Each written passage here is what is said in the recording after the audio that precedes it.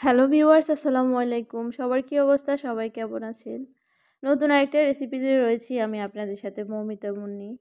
তো এই যে আপনাদের সাথে আজকে শেয়ার করব রোজকার রান্না বান্না। আজকে হচ্ছে আম্মুকে অনেক রিকোয়েস্ট করে বললাম যে আলু দিয়ে মাছ দিয়ে রান্না করব। এগুলা ছিল একদম অনেক বড় একটা রুই মাছ। রুই মাছের দিয়ে আজকে আলু দিয়ে রান্না করব। অনেক দিন হয়েছে এভাবে মাছ দিয়ে আলু দিয়ে রান্না করাই হয় না, খাওয়াই হয় না। তা আম্মুকে বেশ রিকোয়েস্ট করলাম, তারপরে আম্মু রাজি হইলো। আম্মু অন্য তরকারি রান্না করার জন্য নিয়েছিল।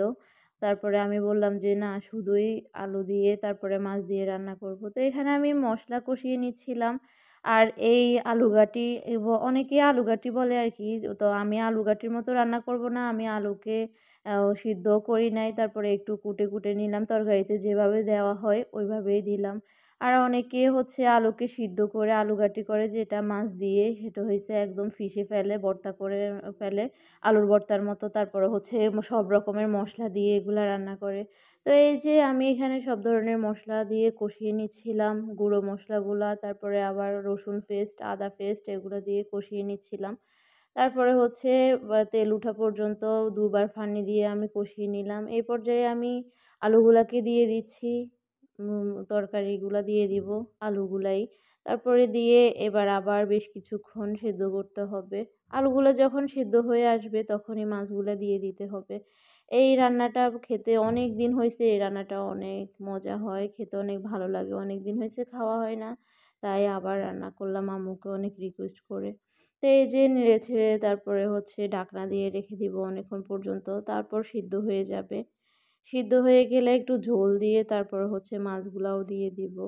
তো সবার কি অবস্থা, সবার পেজের কি অবস্থা, সবাই কেমন আছেন, কি অবস্থায় আছেন? অনেক গরম তো পড়েছে, বেশি বেশি করে পানি খাবেন এখন, আর হচ্ছে স্যালাইন খাবেন, গ্লুকোজ খাবেন, শরবত খাবেন, তাহলে শরীরের ক্লান্তিটা দূর হবে।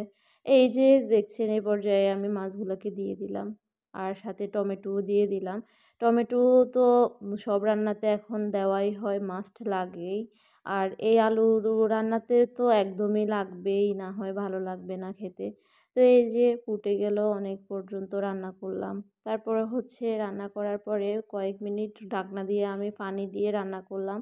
এই যে রান্নাটা হয়ে গিয়েছে, দেখতে অনেক বেশি ডেলিশিয়াস হয়েছে আর খেতে তো মাশাআল্লাহ অনেক বেশি ভালো হয়েছে, অনেক বেশি মজা হয়েছে।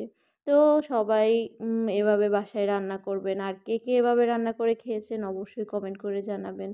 সবাই ভালো থাকবেন, সুস্থ থাকবেন, গরমে একটু সেভে থাকবেন, সবসময় ঠান্ডা পানি কম খাবেন। ঠান্ডা পানি খাইলে এমনিতেই তো অনেক বেশি সমস্যা হয়। তো সবাই ভালো থাকবেন, সুস্থ থাকবেন। অন্য ভিডিওতে দেখা হবে। আল্লাহ হাফেজ, আসসালামু আলাইকুম।